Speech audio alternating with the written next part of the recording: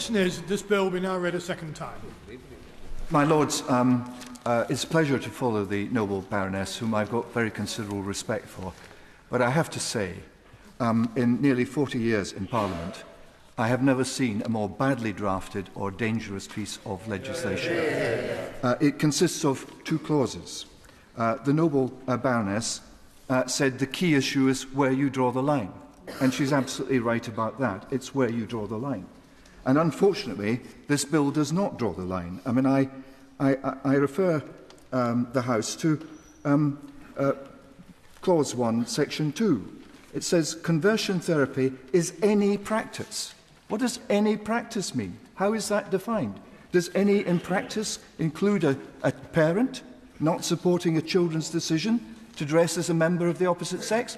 The noble Baroness shakes her head. But where does it say that in the bill? In her speech, she said there were all kinds of understandings and provisions, but it is not there on the face of the bill, and she is asking us to support this bill. Any practice aimed at a person or group, so that includes children. So parents saying to their children, you must not take puberty blockers, they would find themselves on the wrong side of the law. This is an extraordinary suggestion. Or trying to prevent surgery or medical interventions, which would be irreversible. Is that any practice? I mean, if I read the language of the bill, it says, any practice aimed at a person, i.e. children, or group of people, which demonstrates an assumption. Demonstrates an assumption. Are we now going to criminalise people for thinking things? Because that's what demonstrates an assumption means, that any sexual orientation or gender identity is inherently preferable to another and which was intended for the purpose of attempting to change a person's sexual orientation or gender identity. And what exactly is gender identity? That is not included in the bill.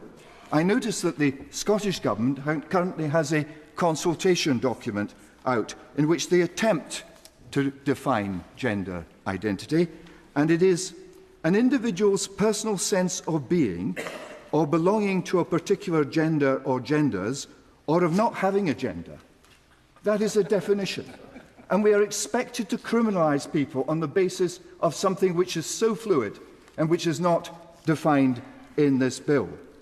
I mean, I have to say to the noble Baroness, when she said that this is not about attacking free speech, of course it's an attack on free speech if parents can't feel they can give guidance to their children. And it is an absolute basic duty of parents to give guidance to their children and to prevent them from suffering any harm. It criminalises advice given in good faith.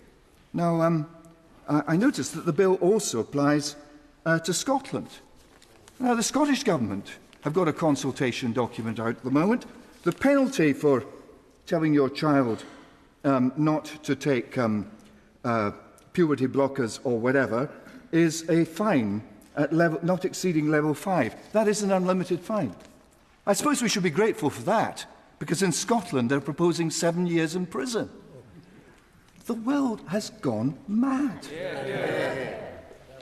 It seems to me that we normally in this House introduce legislation in order to fix a problem, not create new ones. And this undermines the family, attacks free speech, freedom of thought, and even religious belief. It is a dangerous, crude piece of legislation in a hugely complex and controversial area which is not suited to private legislation. It is all the characteristics of something written on the back of a beer mat after an unruly discussion in a pub. I very much oppose it. And if we were able, I know we have a convention in this House that we don't vote against second readings, but if we were to have a divide on it, I would certainly kill it now, for it is a dangerous thing which brings great discredit, I believe, on this House and Parliament as a whole.